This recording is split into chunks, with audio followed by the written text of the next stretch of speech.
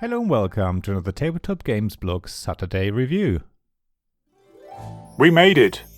We finally decoded a very important ancient Mayan manuscript and found the temple described in the old document deep in the jungles of El Salvador. As we were standing at the entrance, we saw in front of us a very long paved road leading to a circular pyramid. Each paving slab had a different symbol on it, and we knew from the manuscript that we had to align them to make our way safely across. As keen as we were to get to the end, we also knew we had to get back out alive. After all, the secret underground pathway we had discovered was protected by an ancient Mayan Curse by Sylvain Plant and Joe Slack from Crazy Like a Box. So here we have another game where players take on the role of an Indiana Jones-style adventurer who follows the directions of an ancient manuscript into the depths of an underground system to gain knowledge and fame. This setting has been used by countless games over the past decades.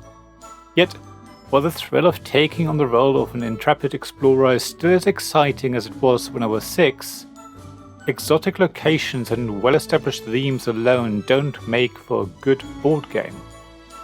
So the question is whether Mayan Curse is a box office success or straight to DVD disappointment. Let's put the setting aside for a minute and focus on the gameplay for a bit. What attracted me to this game in the first instance wasn't my penchant for fedoras, or that Mayan Curse has an amazing table presence and immediately appeals to those among us who love the toy factor of Fireball Island or similar 80s style games. No, it was how our explorer meeples make their way across the sliding floor slabs and the rotating pyramid and collect stelae along the way. You might expect a roll and move sort of approach, but no, it's a lot cleverer than that. At the start of the turn, players draw 3 tiles from a bag that each have one symbol on them. Well, some have 2, but let's not worry about that for the moment. The symbols are also on the sliding slabs. Your goal is to line the floor in such a way that the symbol from one of your tiles is lined up as many times as possible. You then move along the floor as far as you can match the symbols with your tiles. The problem is you can't just slide the slabs as much as you want. You have 3 slide steps at your disposal that you can split across the slabs in whatever way you like. Move 1 slab 3 steps, or move 3 slabs a single step, for example. So if you can work out how best to get everything lined up, you will move far, and that's important. Mayan Curse is a race game, a bit like in Deep Sea Adventure. Ideally, you want to get as far along the path as possible to collect the stelae with more valuable knowledge. However, as explorers pick up stelae, they will release boulders that will slowly roll towards the entrance until it's fully blocked off. If that happens and you haven't made it out, you lose all your knowledge and lose the game. So you always have to weigh up whether you push further and pick up more valuable tokens, or head back out of the underground city and make do with what you have collected so far. The thing is, it's very hard to make the right decision. On one turn, everything seems to line up perfectly, and you forge ahead at a fast pace and collect lots of stelae. On your next turn, the player before you moves slabs in such a way to help them along a long way, but at the same time making it impossible for you to make any headway. So maybe that's the right time to turn around and hope you've done a good job. Yet, a lot of points await those brave adventurers who get to the top of the pyramid. So maybe it's best if you keep going, because everyone else strides ahead unperturbed. Mayan Curse is a really simple game at its heart. The rules are straightforward. Yet, the puzzle of how best to arrange the symbols on the slabs is what keeps everyone engaged. It's not too much of a brain burner though. The game's difficulty level is perfect, just as is its length. The setting does help a lot.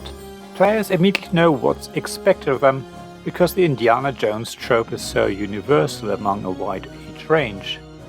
is also what keeps everyone invested. Nobody wants those boulders to start rolling towards the entrance.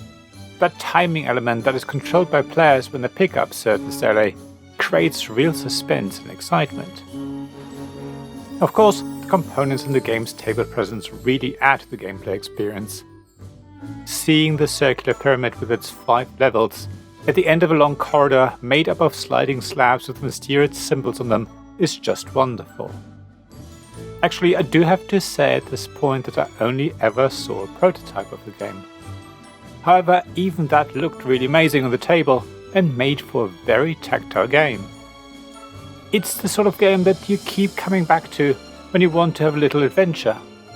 There's enough randomness there to ensure that it's not always the best visual puzzler who will win the game.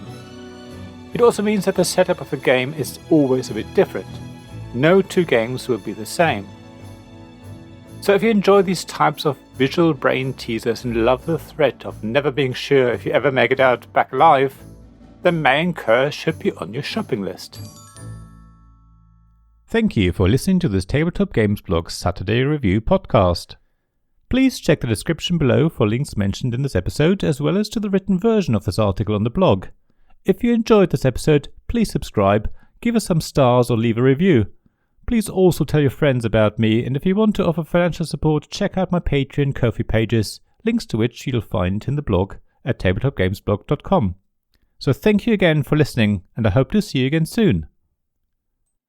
This podcast was made possible by the generous help of my supporters.